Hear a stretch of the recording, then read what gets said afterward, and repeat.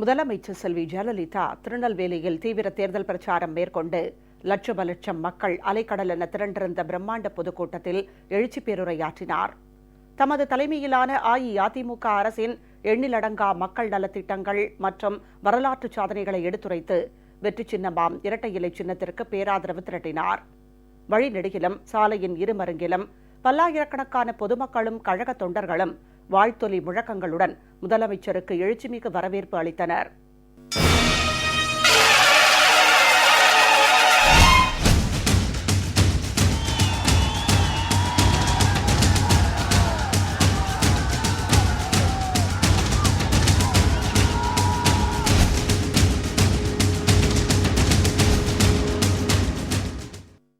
திருநெல்வேலியில் நேற்று மாலை நடைபெற்ற தேர்தல் பிரச்சார பிரம்மாண்ட பொதுக்கூட்டத்தில் எழுச்சி பேருரையாற்றிய முதலமைச்சர் செல்வி ஜெயலலிதா, தமிழக மக்களின் பேராதரவுடன் அஇஅதிமுக ஆட்சி மீண்டும் அமைந்ததும் நுழைவுத் தேர்வு இல்லாமலேயே மருத்துவம் மற்றும் பல் மருத்துவ படிப்புகளில் மாணவ மாணவியர் சேர்வதற்கான நடவடிக்கை எடுக்கப்படும் என்றும், தேவைப்பட்டால் இதற்காக தனியே சட்டம் இயற்றப்படும் என்றும் உறுதிபட தெரிவித்தார். பொது நுழைவுத் தேர்வால் கிராமப்புற மாணவர்களுக்கும் ஏழை எளிய மாணவர்களுக்கும் ஏற்படும் பாதகங்கள் குறித்து தமிழக அரசு சார்பில் மூத்த வழக்கறிஞர்கள் உச்சநீதிமன்றத்தில் அண்மையில் தெரிவித்தது குறித்தும் முதலமைச்சர் விளக்கமாக எடுத்துரைத்தார்.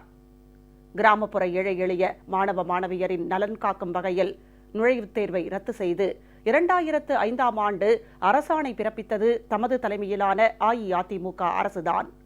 2006ஆம் ஆண்டு பிப்ரவரியில் இதற்காக தனிச்சட்டம் இயற்றியதும் தமது அரசுதான் என முதலமைச்சர் தெரிவித்தார்.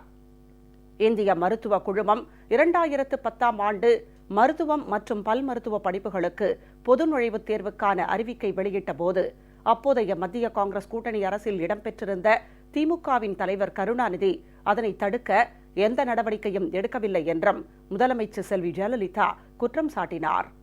வணக்கத்திற்குரிய பெரியோர்களே, என்னை வாழ வைக்கும் தெய்வங்களாகிய தாய்மார்களே, இதயதெய்வம் புரட்சித் தலைவர் எம்ஜிஆரின் இரத்தத்தின் இரத்தமான என் உயிரினும் மேலான எனது அருமை உடன்பிறப்புகளே, எனது அருமை வாக்காளர் பெருமக்களே, உங்கள் அனைவருக்கும் முதற்கண் எனது அன்பு கலந்த வணக்கத்தை தெரிவித்துக் கொள்கிறேன். இந்த தேர்தல் பிரச்சார பொதுக்கூட்டத்தின் வாயிலாக 16/5/2016 அன்று நடைபெறவுள்ள சட்டமன்ற பொதுத் தேர்தலில் அனைத்திந்திய அண்ணா திராவிட முன்னேற்ற கழக வேட்பாளர்கள் மற்றும் தோழமை கட்சி வேட்பாளர்களுக்கு ஆதரவு தாருங்கள் என்று உங்களை சந்தித்து கேட்டுக்கொள்ளவே இங்கே வந்திருக்கிறேன். வரும் 16/5/2016 அன்று அனைத்திந்திய அண்ணா திராவிட முன்னேற்ற கழக வேட்பாளர்களுக்கும் தோழமை கட்சி வேட்பாளர்களுக்கும் இதயதெய்வம் புரட்சித் தலைவர் எம்ஜிஆர் கண்ட வெற்றி சின்னமாம் இரட்டை இலை சின்னத்தில் வாக்களித்து அனைவரையும் மகத்தான வெற்றி பெற செய்ய வேண்டும் என்று உங்களை கேட்டுக்கொள்ளவே இன்று இங்கே வந்துள்ளேன். தமிழகம் வளர்ச்சி பாதையில் செல்ல வேண்டும். தமிழ்நாட்டில் குடும்ப ஆட்சிக்கு முற்றுப்புள்ளி வைக்க வேண்டும்.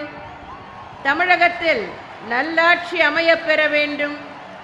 ஏழை எளியோர் வாழ்வில் ஏற்றம் பெற வேண்டும் என்று தமிழக மக்களாகிய நீங்கள் 2011ஆம் ஆண்டு எனது தலைமையிலான அனைத்திந்திய அண்ணா திராவிட முன்னேற்ற கழகத்திற்கு அமோக ஆதரவு அளித்து வெற்றி பெற செய்தீர்கள். இந்த நல்லாட்சி தொடர நடைபெற உள்ள சட்டமன்ற தேர்தலிலும் நீங்கள் அனைத்திந்திய அண்ணா திராவிட முன்னேற்ற கழகம் மற்றும் தோழமை கட்சி வேட்பாளர்களை அதிக வாக்குகள் வித்தியாசத்தில் வெற்றி பெற செய்ய வேண்டும் என்று உங்களை அன்புடன் கேட்டுக்கொள்கிறேன். 2011ஆம் ஆண்டு நடைபெற்ற சட்டமன்ற பொதுத் தேர்தலின் போது அனைத்து பிரிவினரின் நலனுக்காகவும் விவசாயம், ஜவுளி தொழில், சேவைத்துறை என அனைத்து துறைகளிலும் தமிழகம் முன்னேற்றம் அடைய 54 தலைப்புகளில் அனைத்திந்திய அண்ணா திராவிட முன்னேற்ற கழகம் வாக்குறுதிகளை அளித்திருந்தது. அவைகள் அனைத்தும் நிறைவேற்றப்பட்டுள்ளன.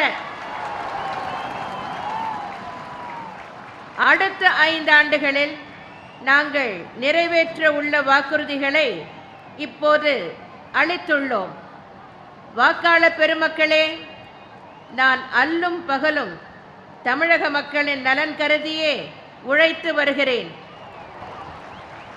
ஆனால் திமுக தலைவர் கருணாநிதி தன் மக்களுக்காகவே உழைப்பவர்.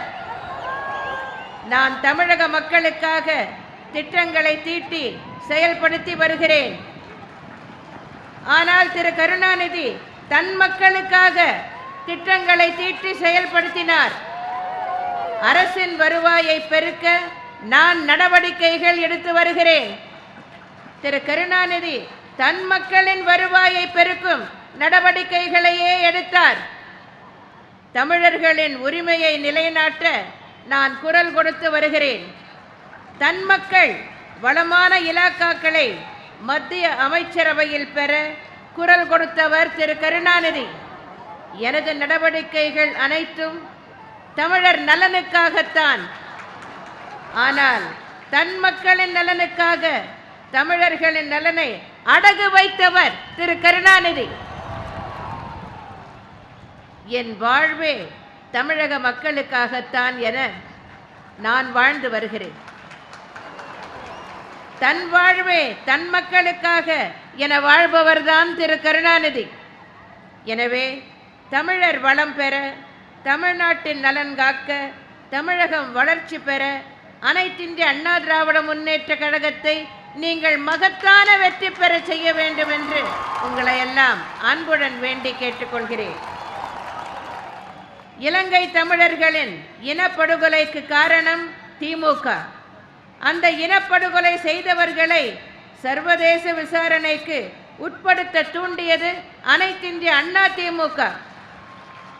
கச்சத்தீவு தாரை வார்க்கப்பட உடந்தையாய் இருந்தது திமுக. கச்சத்தீவை மீட்க பாடுபடுவது அனைத்திந்திய அண்ணா திமுக. மீனவர்கள் சுட்டுக் கொல்லப்படும் போது வேடிக்கை பார்த்து அவர்கள் பேராசைக்காரர்கள் என பழித்தது திமுக. சிறைப்பிடிக்கப்பட்ட மீனவர்கள் விடுவிக்கப்பட பாடுபடுவது அனைத்திந்திய அண்ணா திமுக. கர்நாடக அரசு காவேரியின் குறுக்கே அணைகளை கட்ட உறுதுணையாக இருந்தது திமுக. அணைகள் கட்டும் முயற்சியை முறியடிப்பது அனைத்திந்திய அண்ணா திமுக. காவேரி நதிநீர் பிரச்சனை தொடர்பாக உச்சநீதிமன்றத்தில் வழக்கை வாபஸ் பெற்றது திமுக. நடுவர் மன்ற ஆணையை நடைமுறைப்படுத்த உச்சநீதிமன்றத்தில் வழக்காடுவது அனைத்திந்திய அண்ணா திமுக. முல்லை பெரியார் அணை பிரச்சனையில் கேரளாவுக்கு சாதகமாக நடக்க முற்பட்டது திமுக. திறமையான வாதங்களை உச்சநீதிமன்றத்தில் எடுத்து கூறி வெற்றி பெற்றது அனைத்திந்திய அண்ணா திமுக. ஒகேனக்கல் கூட்டு குடிநீர் திட்டத்தில் கர்நாடகத்தை ஆதரித்தது திமுக. இந்த திட்டத்தை நிறைவேற்றியது அனைத்திந்திய அண்ணா திமுக. காவேரி நடுவர் மன்ற இறுதி தீர்ப்பினை மத்திய அரசிதழில் வெளியிட நடவடிக்கை எடுக்காதது திமுக. உச்சநீதிமன்றம் மூலம் இதை வெளியிடச் செய்தது அனைத்திந்திய அண்ணா திமுக. தமிழகத்தை இருளில் மூழ்கிடச் செய்தது திமுக. இருண்ட தமிழகத்தை ஒளிமயமாக்கியது அனைத்திந்திய அண்ணா திமுக. சில்லறை வணிகத்தில் அந்நிய முதலீட்டுக்கு ஆதரவளித்தது திமுக. சில்லறை வணிகத்தில் அந்நிய முதலீட்டை தடுத்தது அனைத்திந்திய அண்ணா திமுக. மீத்தேன் எரிவாயு திட்டம் மூலம் டெல்டாவை பாலைவனமாக்க துடித்தது திமுக. மீத்தேன் திட்ட நிறுவனத்தை தமிழ்நாட்டை விட்டு விரட்டியது அனைத்திந்திய அண்ணா திமுக. தொழிற்சாலைகளுக்கு மூடு விழா நடத்தியது திமுக. புதிய தொழிற்சாலைகளை ஏற்படுத்தியது அனைத்திந்திய அண்ணா திமுக. மக்களின் நிலங்களை அபகரித்தது திமுக. அபகரிப்பாளர்களிடமிருந்து நிலங்களை மீட்டது அனைத்து இந்திய அண்ணா திமுக. திரைப்படத்துறையை கபலீகரம் செய்தது திமுக. திரைப்படத்துறையை மீட்டது அனைத்து இந்திய அண்ணா திமுக. தனியார் வளம் பெற திட்டங்கள் தீட்டியது திமுக. அரசு நிறுவனங்கள் மூலம் திட்டங்களை செயல்படுத்தியது அனைத்து இந்திய அண்ணா திமுக. இலவசம் வழங்கி குடும்ப நலன் பேணியது திமுக. விலையில்லாமல் பொருட்கள் வழங்கி மக்கள் நலன் பேணியது அனைத்து இந்திய Anna DMK. 2G, Aircel Maxis, BSNL இணைப்பு என கொள்ளையடித்தது திமுக. கொள்ளைகளை வெளிப்படுத்தி குரல் கொடுத்தது அனைத்து இந்திய அண்ணா திமுக. எங்கும் ஊழல், எதிலும் ஊழல் என ஊழலாட்சி நடத்தியது திமுக. ஊழல் இல்லாத ஆட்சியை வழங்குவது அனைத்து இந்திய அண்ணா திமுக. மணல், தாது மணல், கிரானைட் கொள்ளையர்களுக்கு பாதுகாப்பாக இருந்தது திமுக. கொள்ளையர்களை சட்டத்தின் முன் நிறுத்தி அவர்களை சட்டத்தை எதிர்கொள்ள வைத்தது அனைத்து இந்திய அண்ணா திமுக. தடியெடுத்தவன் எல்லாம் தண்டல்காரன் ஆக்கியது திமுக. யாரும் தடியே எடுக்காமல் சட்டம் ஒழுங்கை பேணுவது அனைத்து இந்திய அண்ணா திமுக. காங்கிரசுடன் இணைந்து பெட்ரோல் டீசல் விலை உயர்வுக்கு காரணமாக இருந்தது திமுக. விலை உயர்வை மக்கள் தலையில் திணிக்காமல் போக்குவரத்து கழகங்களுக்கு மானியம் வழங்கியது அனைத்து இந்திய அண்ணா திமுக.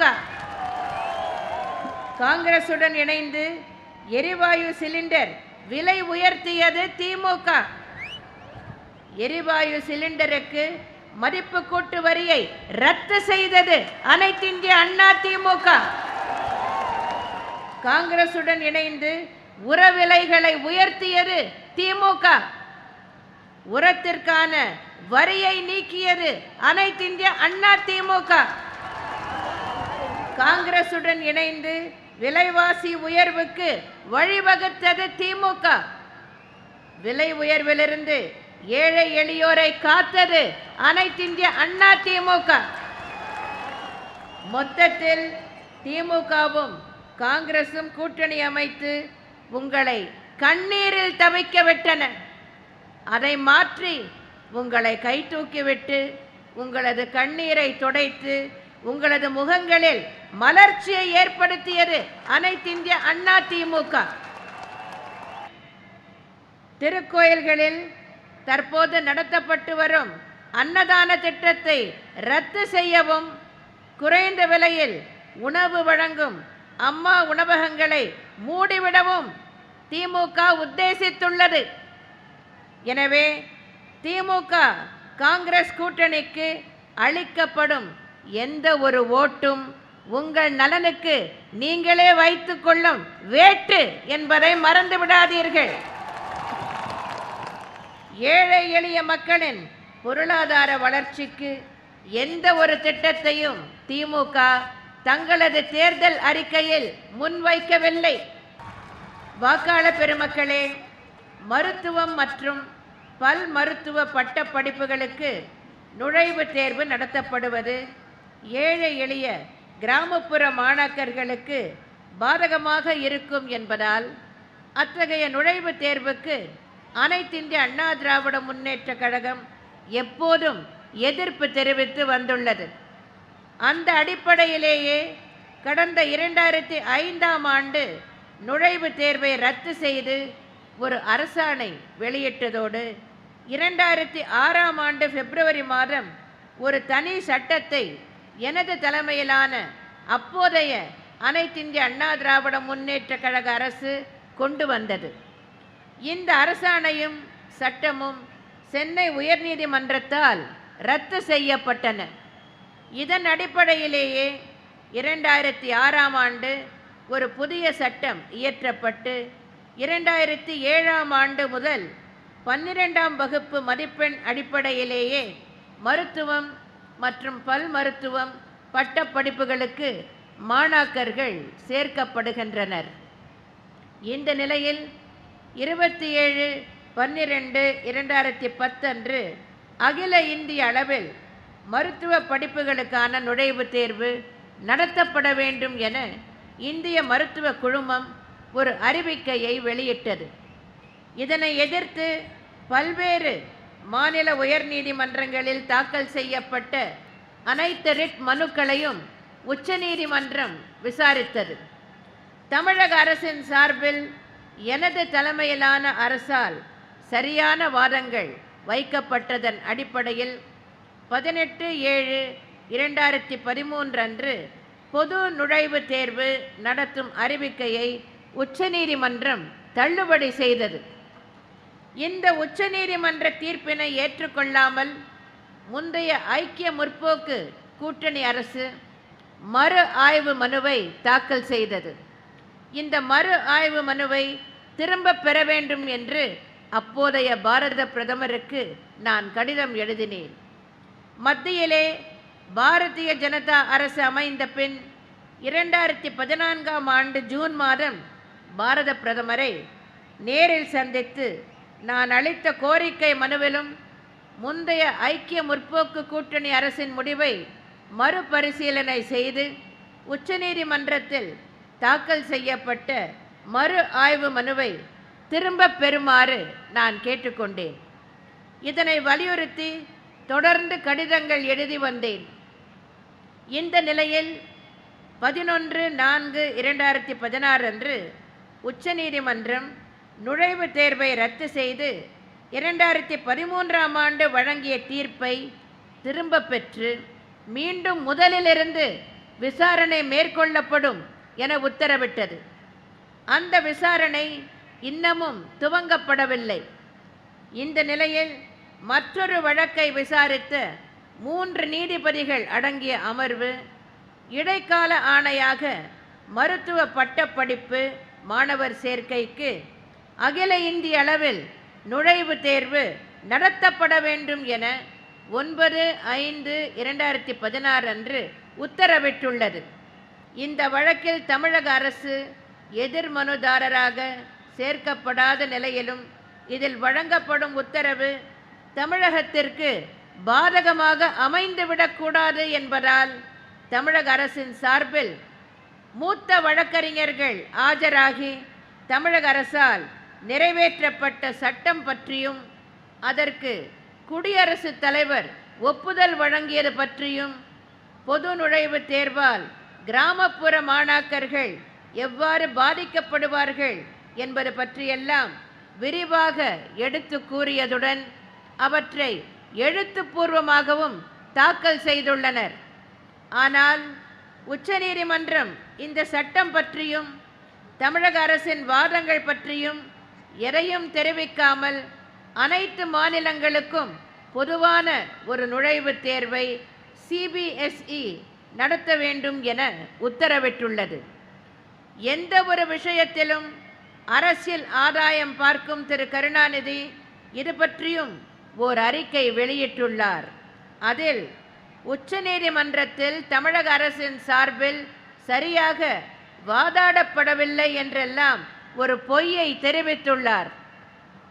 இந்திய மருத்துவ கவுன்சில் 2010ஆம் ஆண்டு நுழைவுத் தேர்வை கொண்டு வந்து அறிவிக்கை வெளியிட்ட போது மத்திய காங்கிரஸ் கூட்டணி அரசில் இருந்தது திமுக தான். திரு கருணாநிதி நினைத்திருந்தால் அப்போதே பாரத பிரதமர் அவர்களிடம் எடுத்துச் சொல்லி இந்த அறிவிக்கையை திரும்ப பெற்றிருக்க இயலும். குறைந்தபட்சம் தமிழ்நாட்டில் உள்ள நடைமுறையையும் சட்டத்தையும் பற்றியாவது எடுத்துச் சொல்லி தமிழ்நாட்டுக்காவது அந்த அறிவிக்கையிலிருந்து விலக்கு பெற்றிருக்க முடியும். ஆனால் திரு கருணாநிதியின் சிந்தனையெல்லாம் 2Gயை பற்றியே இருந்த காரணத்தால் இது தொடர்பாக எந்த நடவடிக்கையையும் திரு கருணாநிதி எடுக்கவில்லை. தும்பை விட்டுவிட்டு வாலை பிடிப்பது போல் அந்த அறிக்கைக்கு உயர்நீதிமன்றத்தில் இடைக்கால தடை வாங்கி என்ன பயன்? வாக்காள பெருமக்களே, உங்களது ஆதரவுடன் அனைத்திந்திய அண்ணா திராவிட முன்னேற்ற கழக அரசு மீண்டும் அமைந்தவுடன் மருத்துவ படிப்பு மற்றும் பல் மருத்துவ படிப்புகளுக்கு நுழைவுத் தேர்வு இல்லாமலேயே தொடர்ந்து மாணாக்கர்கள் சேர்க்கப்படும் வகையில் நடவடிக்கைகள் எடுக்கப்படும் என்ற உறுதியை இந்த நேரத்தில் நான் உங்களுக்கு அளிக்கிறேன். தேவையெனில் இதற்கென தனியே ஒரு சட்டத்தையும் அனைத்திந்திய அண்ணா திராவிட முன்னேற்ற கழகம் கொண்டு வரும் என்பதையும் தெரிவித்துக் கொள்கிறேன். வாக்காளர் பெருமக்களே, அனைத்திந்திய அண்ணா திராவிட முன்னேற்ற கழகத்தின் தேர்தல் அறிக்கையை கடந்த 5ஆம் தேதி அன்று நான் வெளியிட்டேன். இந்த தேர்தல் அறிக்கை அனைத்து தரப்பு மக்களின் நலன்களை கருத்தில் கொண்டு தயாரிக்கப்பட்ட தேர்தல் அறிக்கை. என்னென்ன திட்டங்கள் செயல்படுத்துவதற்கு சாத்தியமானவை என்பதை சிந்தித்து தயாரிக்கப்பட்ட தேர்தல் அறிக்கை. வேலைவாய்ப்பு பெருக வேண்டும், தொழில் வளம் பெருக வேண்டும், உட்கட்டமைப்புகள் மேம்படுத்தப்பட வேண்டும், தடையில்லா மின்சாரம் தொடர்ந்து வழங்கப்பட வேண்டும் என்பன போன்ற நீண்ட கால வளர்ச்சியை உள்ளடக்கிய தேர்தல் அறிக்கை. இந்த தேர்தல் அறிக்கையை திரு கருணாநிதி தொடர்ந்து குறை கூறி வருகிறார். பொருளாதாரத்தில் நாங்கள் கொண்டு வந்துள்ள திட்டங்கள் அனைத்தும் ஏழை எளியோரை கைதூக்கிவிடும் திட்டங்கள்தான். இவை நடுத்தர பிரிவு மக்களை பாதுகாக்கும் திட்டங்கள்தான். இதில் மக்களை ஏமாற்றுவதற்கு என்ன இருக்கிறது? ஆனால் திமுக தலைவர் திரு கருணாநிதியும் அவரது தனையனும் மக்களை ஏமாற்றுவதற்காக இலவசங்களை நாங்கள் அறிவித்துள்ளோம் என பொய் பிரச்சாரம் செய்து வருகின்றனர். தங்களது தேர்தல் அறிக்கையை திமுகவினர்தான் சூப்பர் ஹீரோ என்றும் கவர்ச்சிகரமான தேர்தல் அறிக்கை என்றும் கூறி வந்தனர். ஏமாற்று அறிக்கைகளை வெளியிடுபவர்கள்தான் இவ்வாறெல்லாம் தங்கள் தேர்தல் அறிக்கையை பற்றி கூறிக்கொள்வார்கள். எங்களது தேர்தல் அறிக்கை சாமானிய மக்களுக்கான தேர்தல் அறிக்கை, வளர்ச்சிக்கான தேர்தல் அறிக்கை. எனவேதான் இந்த தேர்தல் அறிக்கைக்கு எந்த அடைமொழியும் தேவையில்லை. எங்கள் திட்டங்களில் இது சரியில்லை, அது சரியில்லை என்று சதா சர்வ காலமும் கூறி வருகிறார் திரு கருணாநிதி. ஏன் 5 முறை முதலமைச்சராக இருந்த திரு கருணாநிதி ஏழை எளியோரை கைதூக்கி விடுவதற்கான எந்த திட்டங்களையும் நிறைவேற்றவில்லை? ஏன்? செய்திருக்கலாமே. ஏழைகளின் பொருளாதாரத்தை மேம்படுத்த அனைத்திந்திய அண்ணா திராவிட முன்னேற்ற கழக அரசு செயல்படுத்தியதை போல் ஆடுகள், கறவை மாடுகள் வழங்குதல், கல்வி உபகரணங்கள் வழங்குதல் என திரு கருணாநிதியும் திட்டங்களை செயல்படுத்தி இருக்க முடியுமே. அவ்வாறு ஏன் செய்யவில்லை? செய்ய விடாமல் யார் தடுத்தார்கள்? உண்மை என்னவென்றால் அவ்வாறு செய்வதற்கு திரு கருணாநிதிக்கு மனமில்லை. எதையாவது இலவசமாக வழங்கினால் அதிலிருந்து தங்களுக்கு என்ன ஆதாயம் கிடைக்கும் என்று பார்த்துதான் வண்ண தொலைக்காட்சி பெட்டியை திரு கருணாநிதி வழங்கினார். ஏழை எளியோர் மீது திமுகவுக்கு அக்கறை இல்லை. எனவேதான் ஏழைகளுக்கு பயன் தரும் வாக்குறுதிகள் அவர்கள் தேர்தல் அறிக்கையில் இல்லை. அது மாத்திரமல்லாமல் ஏழை எளிய மக்களுக்கான திட்டங்களை செயல்படுத்த மாட்டோம் என்று நேரடியாக கூறும் தைரியமும் திரு கருணாநிதிக்கு இல்லை. எனவேதான் அம்மா உணவகத்தை நாங்கள் தொடர்ந்து நடத்த மாட்டோம் என நேரடியாக கூறாமல் இந்து சமய அறநிலையத்துறையுடன் இணைந்து ஒருவேளை உணவுக்கும் வழியில்லாதவர்களுக்கு அண்ணா உணவகம் அமைப்போம் என மக்களை ஏமாற்றும் விதமாக சொல்லியிருக்கிறார்கள். எங்களது தேர்தல் அறிக்கையில் எதையும் வெளிப்படையாகத்தான் சொல்லியுள்ளோம். கடந்த சட்டமன்ற தேர்தலில் அளித்த வாக்குறுதிகளை எல்லாம் நாங்கள் நிறைவேற்றி உள்ளோம். நான் சொன்னதை செய்தேன். சொல்லாத பல திட்டங்களையும் நான் செயல்படுத்தி உள்ளேன். சொல்லாத பல திட்டங்களையும் ஏழை எளியோர் நலன் காக்கும் வகையில் நான் கொண்டு வந்தேன். எனவே எங்களது தேர்தல் அறிக்கையில் தெரிவித்துள்ள வாக்குறுதிகள் மூலம் மக்களை ஏமாற்ற நினைப்பதாக திமுகவினர் சொல்வதை யாரும் நம்ப மாட்டார்கள். நான் சொன்னதை செய்வேன் என்பது தமிழக மக்களுக்கே தெரியும். செய்வதைத்தான் இந்த ஜெயலலிதா சொல்லுவாள் என்பது தமிழக மக்களுக்கு நன்றாக தெரியும். உண்மை எப்படி நம்பிக்கையை கொடுக்கிறதோ, உழைப்பு எப்படி வசதியை கொடுக்கிறதோ, திறமை எப்படி வெற்றியை கொடுக்கிறதோ, அதுபோல எனது ஆட்சி உங்களுக்கு வசந்தத்தை கொடுத்திருக்கிறது. இந்த வசந்தம் தொடர்ந்திட, ஏழைகள் தொடர்ந்து ஏற்றம் பெற்றிட, தமிழகம் அமைதி பூங்காவாய் தொடர்ந்திட, மின்வெட்டே இல்லை என்ற நிலை நீடித்திட, பொருளாதாரம் அபரிமிதமான வளர்ச்சி அடைந்திட, தொழில்கள் தொடர்ந்து வளர்ச்சி அடைந்திட, தொழிலாளர் நலன் பெருகிட, விவசாயம் விருத்தி அடைந்திட, சேவைத்துறை மேலும் செழித்திட, தமிழகம் தொடர்ந்து முன்னேற்ற பாதையில் சென்றிட, தமிழகத்தின் உரிமைகள் தொடர்ந்து நிலைநாட்டப்பட, தற்போதுள்ள நலத்திட்டங்கள் நீடித்திட, அமைதி வளம் வளர்ச்சி என்ற பாதையில் தமிழகம் தொடர்ந்து பீடு நடை போட, வருகின்ற 16/5/2016 அன்று நடைபெறவுள்ள சட்டமன்ற பொதுத் தேர்தலில் அனைத்திந்திய அண்ணா திராவிட முன்னேற்ற கழக வேட்பாளர்கள் மற்றும் தோழமை கட்சி வேட்பாளர்களுக்கு இதயதெய்வம் புரட்சி தலைவர் எம்ஜிஆர் கண்ட வெற்றி சின்னமாம் இரட்டை இலை சின்னத்தில் வாக்களித்து அவர்கள் அனைவரையும் பெருவாரியான வாக்குகள் வித்தியாசத்தில் மகத்தான வெற்றி பெற செய்ய வேண்டும் என்று உங்கள் அனைவரையும் அன்புடன் கேட்டுக்கொண்டு, அண்ணா நாமம் வாழ்க, புரட்சி தலைவர் எம்ஜிஆர் நாமம் வாழ்க என்று கூறி விடைபெறுகிறேன். நன்றி, வணக்கம்.